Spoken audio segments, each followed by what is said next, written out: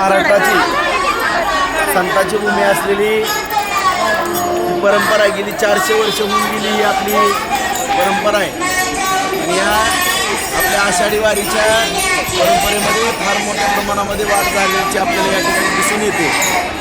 आज आषाढी यात्रेच्या निमित्तानं आज पंढरपूरलाही आणि बार्शीलाही, कारण आपल्या सर्वांनाच माहीत आहे की आपली जी परंपरा आहे पंढरपूरला एकादशी आणि बार्शीला द्वादशी बारस ही जी परंपरा आहे आणि मूळ विष्णूचं स्थान असलेलं बार्शीतलं भगवान मंदिर त्याच्यानंतरचे दशावतार आज या ठिकाणी मोठ्या संख्येनं एक सर्व वैष्णवी सर्व वारकरी संप्रदाय या ठिकाणी येतात.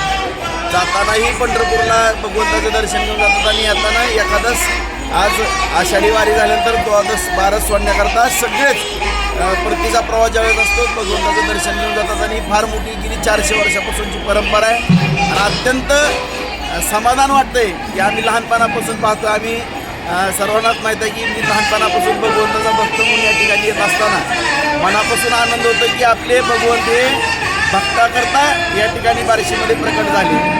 विठ्ठल रुक्मिणीचं जे मंदिर आहे आपलं पंढरपूरचं, विठ्ठलसुद्धा सर्व भक्तांच्या इच्छा मनोकामना पूर्ण करण्याकरता त्या भक्ताला प्रकट झाले.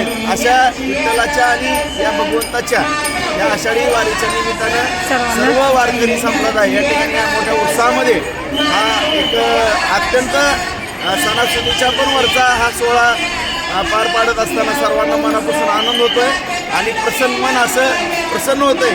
या मंदिरामध्ये आल्यानंतर आता कालच मी पंढरपूरला पण जाऊन आलो. या निमित्तानं जात असताना किंवा आपल्या भगवंताचं विठ्ठलाचं दर्शन घेत असताना प्रचंड मनाला समाधान वाटतंय. कारण आपण सर्वजण पाहतोय एवढा आज लाखोच्या संख्येनं आज जवळपास 20 लाखाहून अधिक वारकरी पंढरपूरमध्ये दाखल झाले आहेत. आज लाखो वारकरी या ठिकाणी बार्शीमध्ये पण आहेत. या सर्व गोष्टी जर पाहिल्या तर सर्वांना या ठिकाणी दर्शन घेतल्यानंतर एक मनापासून चेहऱ्यावरती त्यांचा आनंद त्या ठिकाणी दिसून येतोय. मी भगवान चरणी, पांडुरंग चरणी, विठ्ठल रुक्मिणी चरणी एवढीच प्रार्थना करेन, भगवान लक्ष्मीच्या चरणी या तुमच्या भक्ताला आनंदमय ठेवू, सर्वांच्या चेहऱ्यावरती सर्वांच्या एक जीवनामध्ये एक समाधान दे एवढीच या ठिकाणी या देवांच्या चरणी मी प्रार्थना करतो. रामकृष्ण हरी.